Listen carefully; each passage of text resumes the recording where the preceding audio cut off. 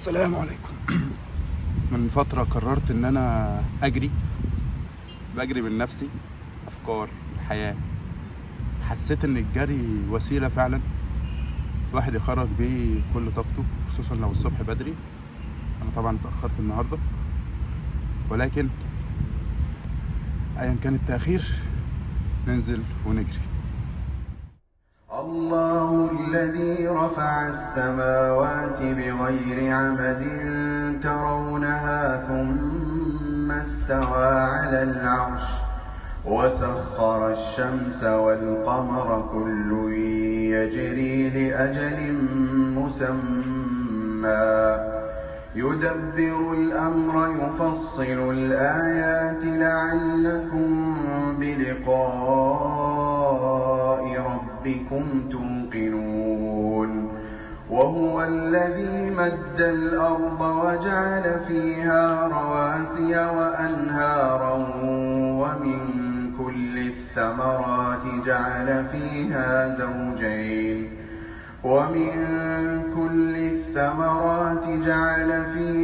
زوجين اثنين يغشي الليل النهار إن في ذلك لآيات لقوم يتفكرون.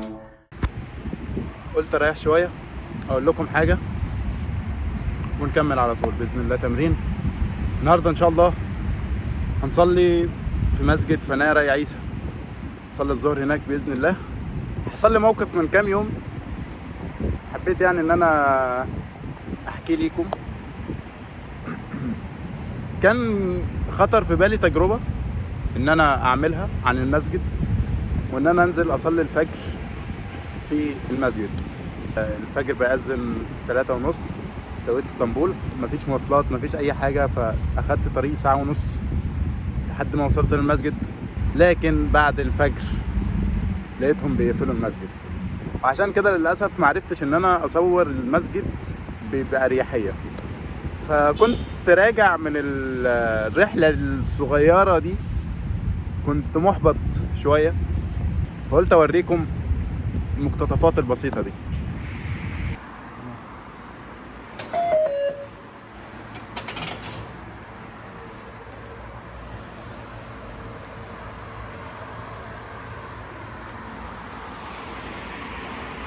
والصبح إذا تنفس.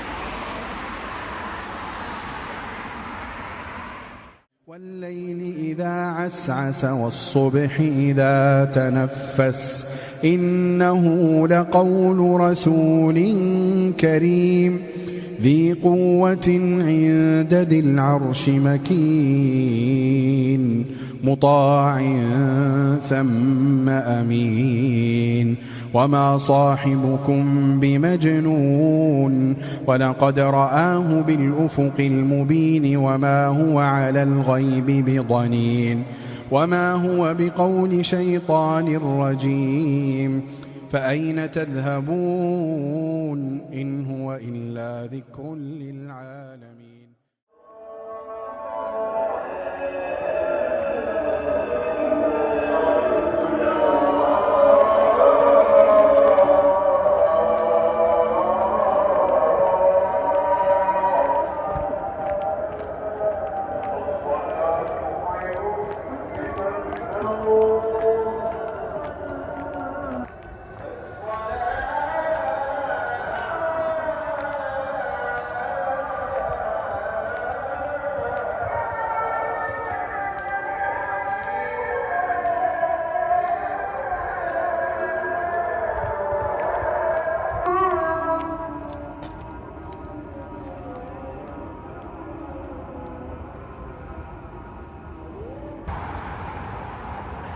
سبحان الله، وصلنا المسجد الحمد لله.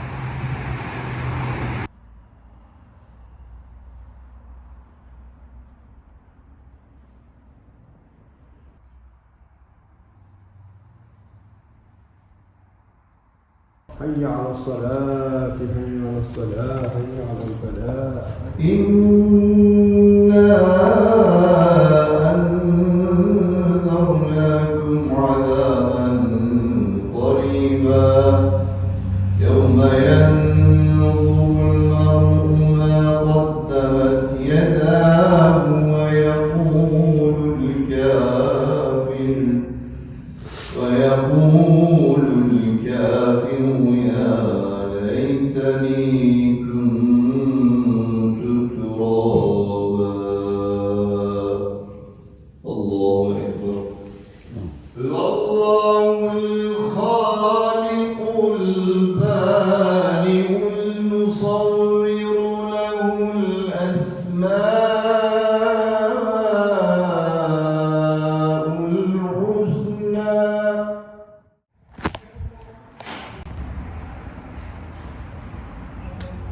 الحمد لله.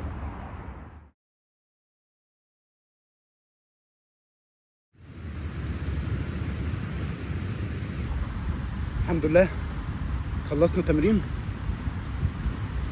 دلوقتي نقدر ان احنا نتحرك ان شاء الله، نروح البيت نظبط اموري ونتجه الى المسجد باذن الله.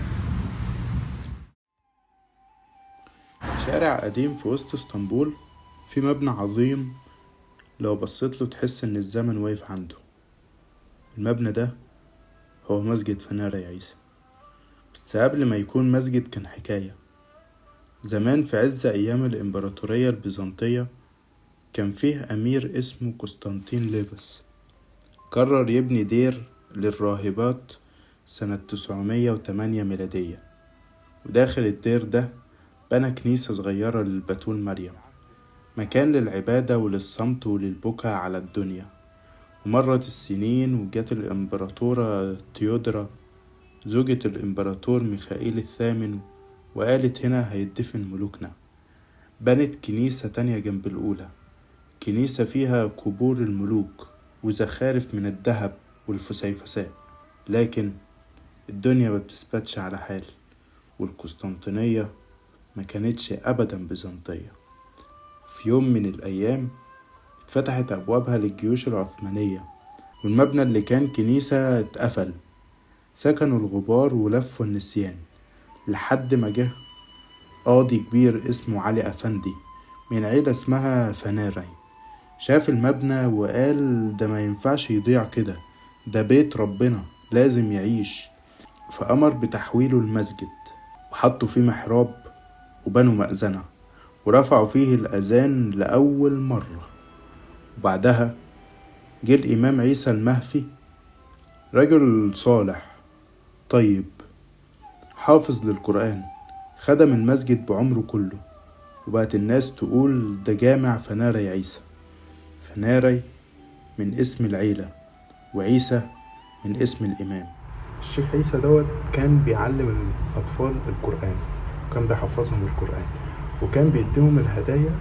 اللي بيحفظ القرآن كاملا تسميع كان بيديله هدية المصحف كامل مكتوب بخط الإيد، بخط إيده هو. لكن الحكاية لسه مخلصتش. في سنة 1633 حصلت مصيبة، حريق كبير أكل نص اسطنبول، والمسجد اتحرق.